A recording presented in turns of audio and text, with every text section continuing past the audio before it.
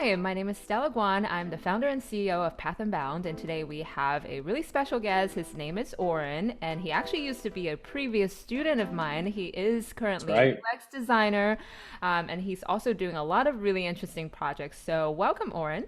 Thank you. Thank you for having me. Yeah, of course. So I was really thrilled when you reached out to me a few months after we ended the course, and you always left a really good impression on me when you first took my course Oh, because thanks. yeah, because you actually said I remember you said to me that you were not very good with visual design, and you actually showed amazing visual design in the final project. So Keep it coming. I I was love it. I was mind blown. So anyway, I want to Thank ask you. you a few questions. Hopefully, Sure. share your experience with our audience. So my first Sure. question is: I know that you transitioned from another industry to being a UX designer, right? Yeah. You were working as a business analyst, as a project hmm manager. So hmm I was wondering, how did you make that change, and what inspired you to be a UX designer? Yeah. So I'll tell you this path for me was super organic. I have always moved laterally within the world of projects and products, especially with my current employer.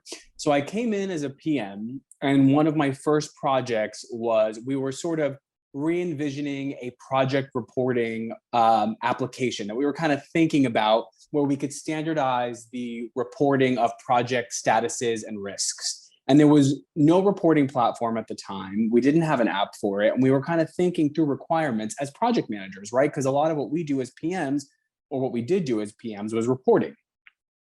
And I remember one day I sat there and I was like, we can't just sit here having conversations. We need to start putting something on paper. And I created well, I would probably laugh at this mock up now, but I created a very rudimentary mock up in Microsoft Excel of all things, because it was just what I had. And it got a lot of the conversation going and then ended up being used for a lot of our requirements documentation. And it was a really powerful lesson for me in that sometimes you have to see stuff to work through problems. I solve problems through pictures, and it doesn't really matter what you do. It's sort of a way of thinking and a way of problem solving. And so I kind of continued down that path as a BA where I was writing requirements all day and all night and test scripts and all that good stuff. And every time, and a lot of my developers at the time were offshore. And again, like I was saying, not only can you solve problems through pictures, you can also communicate really well through pictures. And so I've got these offshore devs, and I'm the BA onshore working with users all day. I know exactly what they want. Sometimes a Jira ticket is just not enough to communicate the message. So I went and I started mocking stuff up in PowerPoint. I've advanced now from Excel to PowerPoint. And actually, PowerPoint, I would not sleep on PowerPoint. It is a decent tool to start putting images together. So I started communicating through PowerPoint and my user stories. What I realized was I was having much better communication with my offshore devs. Not only were they offshore during different hours, but they didn't necessarily speak English as a first language. And so communicating through pictures is another really seamless way of kind of getting your message across. So again, I'm sort of using a lot of my time to mock stuff up, and I'm enjoying the process. I can mock up stuff for days. And what ended up happening was around, I want to say like 2, 3 years ago, we started an in-house UX team where our new chief technology officer bought in my current boss and creative mentor. Her name is Mandy, and she's amazing. And everybody in leadership knew that I was really interested in moving in the direction of UX. They were super supportive of me, even taking outside classes. I even took the 3-month UX boot camp at GA. Long story short, that was it. I ended up working on the UX team full time, and my sad little mock-ups became much more professional over time. That is amazing. I never knew that you started from Excel and then you Yeah, upgraded to PowerPoint. yeah, and now I'm an actor doing interaction design. Yeah, That's just, really inspiring because actually thanks. a while ago when I was working for also a financial services company, Mhm. one of the creative directors said, you don't have to be so bogged down by the softwares that you use. If you can use No. PowerPoint to create your vision, then use PowerPoint. Yep. It's just hmm a tool, and it's very it's kind of like really refreshing to hear that because a lot of Yeah. designers designers are like, oh man, I need to learn 15 softwares, which is true, which is true. Yeah, But it's we more do. important, it's more important to have that creative vision and then have the ability to be resourceful and create it any way that you want. So 100%. yeah. It's about communication and presentation. And so my bosses even taught me sometimes it's about getting stuff on paper and sitting down with someone and just trying to give them a sense for what something could flow like or work like. So I would not feel restricted by any of the tools that I do or don't have access to because you can build design skills agnostic of the tool set that you have. Yeah, absolutely. This is very inspiring. So my next question is, Thanks. so you, after you took the UX course, you also enrolled in my visual design course. Yes, which So I highly recommend. thank you. So I was obviously impressed by your visual ability as soon as I saw your projects. My question to you is, why do you think visual design is important for UX designers to learn, even if they don't specialize in it? I think it's so I'll tell you my personal opinion, which might differ from other people's. I think that I like my deliverables to be as polished as possible. I think it's one thing to do low fidelity, iteration, et cetera, et cetera.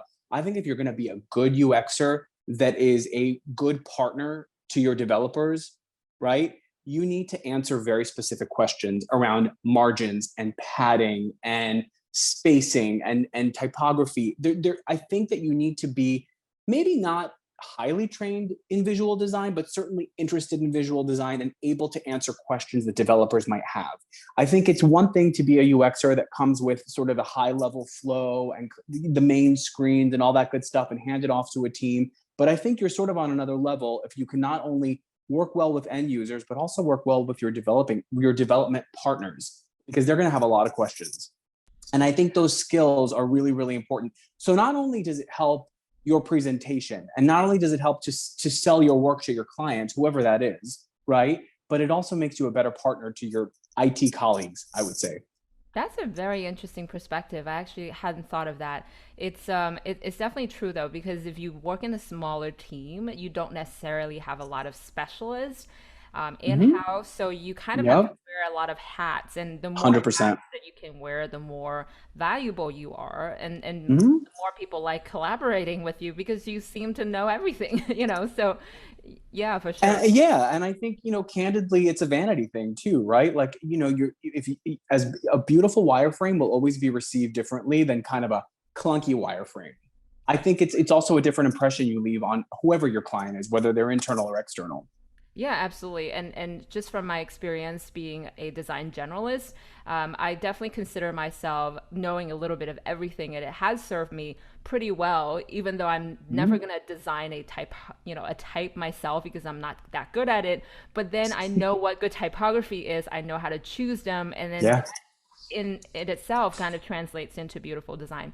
So I have a follow-up question to that. sure, Some sure. UX designers, they are really afraid of visual design because they think they're not good at it or they just don't want to do it. So as a UX designer who have dabbled into visual design, what kind of Hmm. advice or thoughts do you have for these UX designers? Yeah, I would say don't be afraid, and perhaps some of your dabbling in visual design may need to happen outside of your work deliverables. So one of the things that I did was I took your class because I knew that I needed to polish up this skill set, and I really found a lot of value in that class. It helps me on a daily basis at work. So I think it's about a little bit of education. It's a little bit of your own personal project work and just getting creative and having fun with it. I mean, I think UXers at heart, we're all really creative people, right? And I think it's about finding something that appeals to you. Maybe you're not as interested in typography, but you're interested in like micro interaction. So if you find that little world in visual design that might be interesting to you, that's something that you can pursue. And maybe it's just done at your own time until you're comfortable enough to bring that into your work deliverables. But Yeah, I would say don't be afraid. It only pays off. that's such great advice. It's finding that little subset of Hmm. specialties that you might be more interested in. There's Hmm. no need to overwhelm yourself with everything No. and trying to be an expert at it because nobody can be an expert at everything. Yeah. But it's good to know and good to be open-minded about it because it Yeah. might help your career. Excellent. I love and that. and and I would also add we're all perfectionists, and it's a blessing and a curse. And my boss gave me a great piece of advice that I always carry with me now. And she basically said, you can't be your best self every day, and not every piece of work you do is going to be perfect. And it's the bad stuff that will kind of lead you to the good stuff. So don't be afraid to mess around and fail.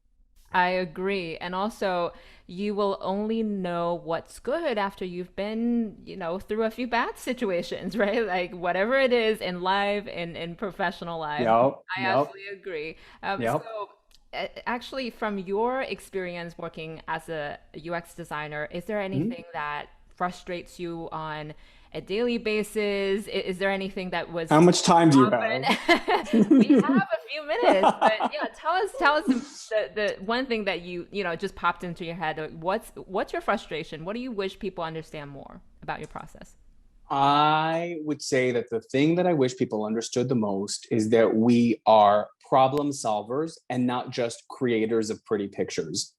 I think sometimes, whether you're just doing like a quick mock up for somebody or you're doing a really complex strategic project, there are people that I have interfaced with that see UXers as people who just make the screen pretty, as opposed to being trusted problem solving partners. And we really are that.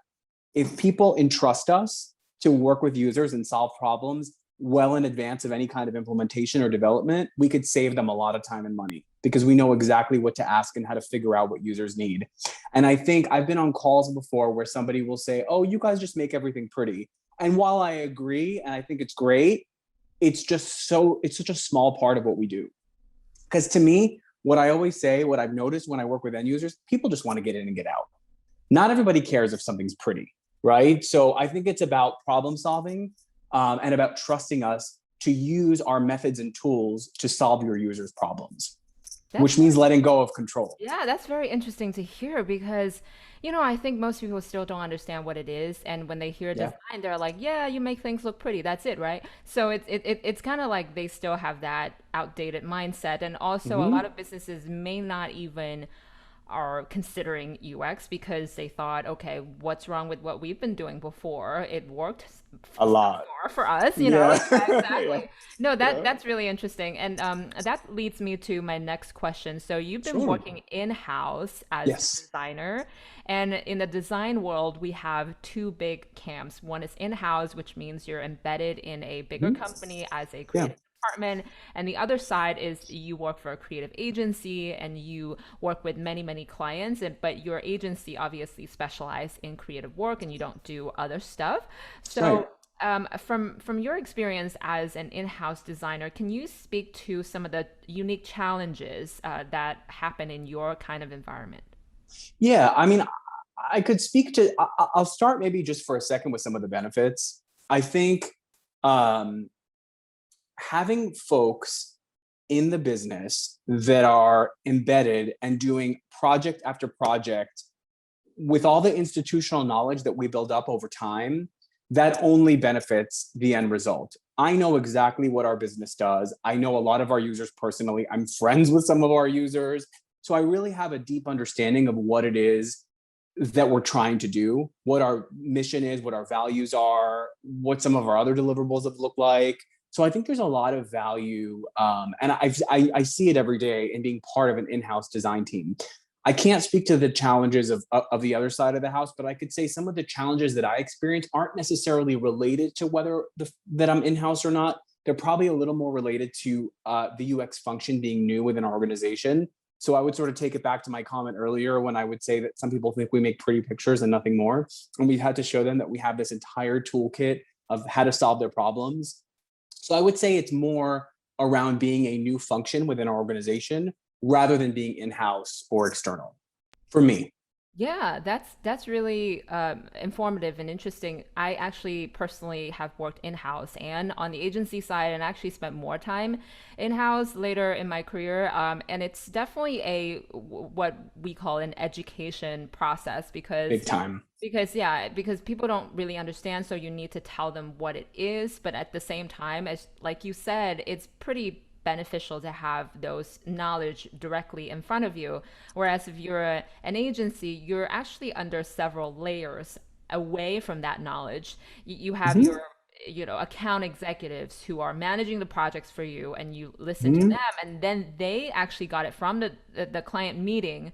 And sometimes you report to a creative director who then, kind of like got that It's information like from. lost in translation. Exactly. And then, Yeah. of course, as many creatives, they don't really, have the resource or even take, I guess, like take the time to really understand, because some of the businesses are really abstract and Hmm. difficult.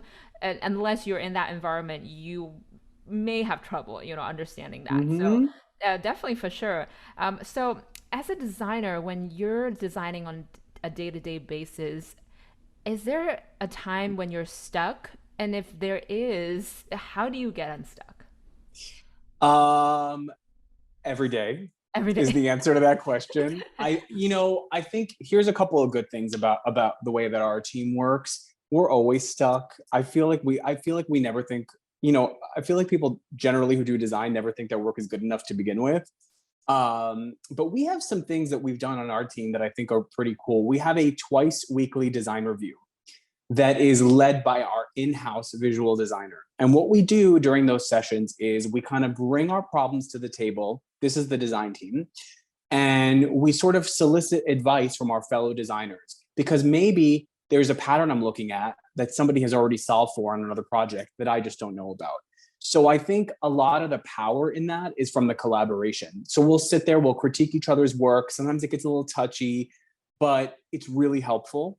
And so I would say one of my biggest tools for getting unstuck is collaboration. One of my other little tricks that I do all the time, and it's really ugly, but I do it, is I make myself come up with 5 solutions to a problem. Even if I know they're all going to be bad, I throw stuff at the wall and I just put some music on and I try to figure something out. So for example, I had something to do on a page where I had to do a bulk edit for something. And so I just tried 5 different solutions to the bulk edit. None of them stuck, and I figured something out later, but you got to keep your brain moving and not get bogged down in negativity. You just have to keep trying. And I always make myself think of 5 solutions. And outside of those things, so the collaboration, the 5 solutions, um, sometimes I will solicit advice from stakeholders. Sometimes they know. Sometimes their business process will dictate what you design around. So I think there's different ways to do it, but a lot of them revolve around getting out of your own head, which is very difficult for me because I'm a Cancer and I overthink Me everything. too. Oh my God. Wow. No, that's so interesting. And I think your two pieces of advice are golden because one, I know a lot of people, they get stuck on one idea and they just keep going down the rabbit hole. And Yeah. and because the other ones that kind of popped into their head didn't seem good enough, so they kind of just Mm-hmm. killed it in their head. That's what Mm-hmm. I tell my students too, especially when they're trying to come up with several initial proposals and solutions first, right? Yeah. You don't have to make it perfect. So just if you have an idea, immediately throw out on the page. What's the worst case scenario? You don't use it, right? You're not actually presenting it to people You yet. can delete it. Yeah, Exactly. exactly. Exactly. Yeah. And then the second one is you mentioned collaboration, which is so important. I really obviously miss that, having people right around you. You kind of can ask them, so what do you think? Right? Yeah.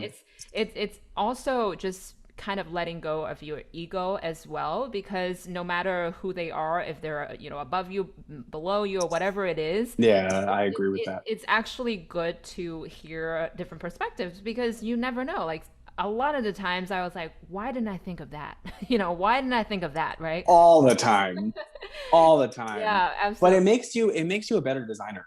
Yeah, awesome. Truly, it really Definitely. does. Yeah, Yeah. definitely. The other thing is I never go into a collaboration session or solicit advice from anyone unless I've come up with a proposal first. Mhm. I always try to come up with something first. Yeah, otherwise you're Yeah, just putting the problem on other people's plate. which is which easy, I but know, yeah. which is not cool. Yeah, no, definitely. Yeah. So we've been actually talking about portfolio for a bit, Yes. right before our conversation, and I was wondering, as a designer, what do you think is the most important element in a portfolio? What do you think designers should pay more attention to in their portfolio? So I'll tell you the truth. I don't know that I'm an expert in this because I'm a new portfolio maker, as it were. what I imagine is important. If somebody was asking me to review portfolios for people to join our team, I think what I would look for is like really clear thinking around problem solving. I think it would be, I feel like all of us want to have this like beautiful, gorgeous artwork of a portfolio. But what really matters in the business world is, are you solving my problem, and how easily are you solving my problem? Things like reduction in error rate, time on task, research, how quickly you could pivot, all those good UX best practices. Um, for me, I think that's really important. Your thinking process, how you solve problems, that is what I would want to have in my own portfolio. In addition to super beautiful visuals, of course, like that's like we sort of live and breathe for that. But I think it's around solving problems, especially in enterprise UX. I don't really think anyone's going to care if you're the best visual designer in the world if you can't solve user problems in the enterprise UX world. Yeah, definitely. It really is, because even if you are a great visual designer, it still would be a really necessary thing for you to understand the business side of things, because Yeah, to be honest, design is not art, it is business related. very much. So it's definitely something that designers need to pay more attention to. And also, I want to ask you, what's your long-term goal as a designer? Oh, I've been thinking about this. It's funny because I was talking to my boss and I was like, God, what is my long term goal? I don't even know. I think it's because I've moved laterally so much over the years. It's always been about upskilling. And it's always been about, well, I'm a PM, so I want to really hone in on this skill set. Then I'm a BA, I really want to hone in on that skill set. Now I'm a UXer, and there's 700,000 other new things I have to learn. And so what's interesting is, this question has prompted me to kind of think about that. And I think one of the first things I want to do is do some mentoring and coaching of junior designers, people maybe right out of school that start out. I've been very fortunate that I've had people that have been very ready and happy to help me, and I just want to pay it forward. So I think the first order of business would be to kind of be a mentor and a coach to junior designers, whether they're on our team or not. And the other thing I think is I want to take on larger, more complex strategic projects, like really game-changing projects. I've done some really cool stuff, but I think as time goes on, I want to do UX lead work around a big, huge, game-changing strategic initiative. That's where I see myself going, at least in the near term. That's Maybe, awesome. yeah, maybe lead a team someday, but I haven't thought that far ahead, sadly. Yeah, no, no, don't be sad, because the two you just mentioned are really, very, very achievable and also very ambitious. I completely, agree with you. It's actually what inspired me to be an educator after, being a designer for so long in the field. Is giving back feels really, really good. And actually, it's one of the things that as a designer, for the first time, you kind of feel like you're making a difference in someone's life, like Hmm. immediately, almost immediately. And often in the business world, you don't really get to hear that too often, right? Like, sometimes if you're in a big corporation, you are making contributions, but it's not those immediate effects. And your contribution is part of the smaller, bigger equation. Whereas if you're giving back, you actually establish those like one-on-one relationships. So you want to join our team? No, obviously we're running an education company, and we really Yeah, need designers who also want to help. Not just yeah. like, oh, I'm gonna make some side money. It's like, oh, we actually want to help. Oh, Awesome. absolutely, Yeah. absolutely. And it feels really nice to help somebody. And I've been in so many different work situations in my life where people have taken the time to help me figure it out, and where they haven't. Yeah. And I've thrived in those environments where somebody took the time to help me out when they didn't have to.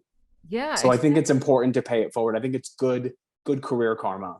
Yeah, oh, definitely. Career Yeah. karma. Hear that. Mm-hmm. Hear, hear. Mm-hmm. I love that. Okay, thank you so much, Oren. Oh, It's you're such a welcome. pleasure speaking to you today. You And I too. always have fun speaking to you. And if you want to hear more of this, stay tuned and follow us on social media. My name is Stella Guan. I'm the CEO and founder of Path and Bound, and we will see you again very soon.